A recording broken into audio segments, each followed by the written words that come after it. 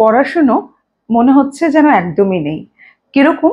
কারণ আমরা যখন কোনো ভিডিও বানাচ্ছি তখন আমরা লক্ষ্য করছি যে আপনাদেরকে যেভাবে ভিডিওগুলো দেওয়া হচ্ছে, যেমন ধরুন আমরা তো বিভিন্ন রকমভাবে ভিডিওগুলো দিই, লং ভিডিও দিই, শর্টস দিই, এবং যাতে মানুষের মিস না হয় সেজন্য আমরা পোস্টারও দিই। পোস্টারের মধ্যেও ভিডিওর ম্যাটার থাকে। পোস্টারের মধ্যে অনেক বড় করে দেওয়া যায় না, ছোট যে ভিডিও তার মধ্যেও আমরা সবটা বলে উঠতে পারি না, যেটা নলেজটা দেওয়া সম্ভব নয়। কিন্তু বড় ভিডিওতে যেখানে আমরা একটু ব্যাখ্যা করে সমস্তটা বোঝাতে পারি।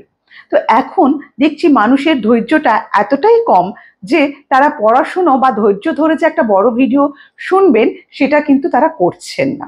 তার মানে ব্যাখ্যায় তারা যাচ্ছেন না, তার মানে সঠিক নলেজ, সঠিক তথ্য তাদের জানার দরকার নেই, তাই না?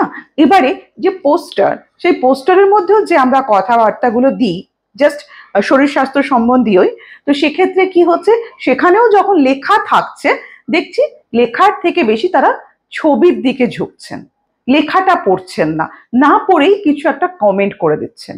দেখুন, মেইনস্ট্রিম লাইসেন্সিয়ালস আপনাদের জন্য, আপনাদের সাথে সবসময় থাকি, সেই কারণে আমরা চেষ্টা করি বিভিন্ন রকম মাধ্যম দিয়ে আপনাদের সাথে থাকার।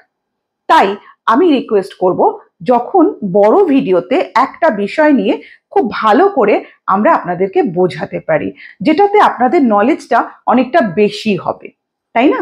তো সেক্ষেত্রে আপনাদের এই ধৈর্যটা, বড় ভিডিও দেখার ধৈর্য বা খুঁটিনাটি জানার ধৈর্যটা কেন কম, এই উত্তরটা আমার চাই, তাই না? ছোট ভিডিও তো আছেই, তাতে শর্ট করে বলা, ছোট্ট করে বলা থাকে, এতে আপনারা প্রপার নলেজটা পান না। কিন্তু প্রপার নলেজ পেতে গেলে তো বড় ভিডিওটা অবশ্যই আপনাকে দেখতে হবে।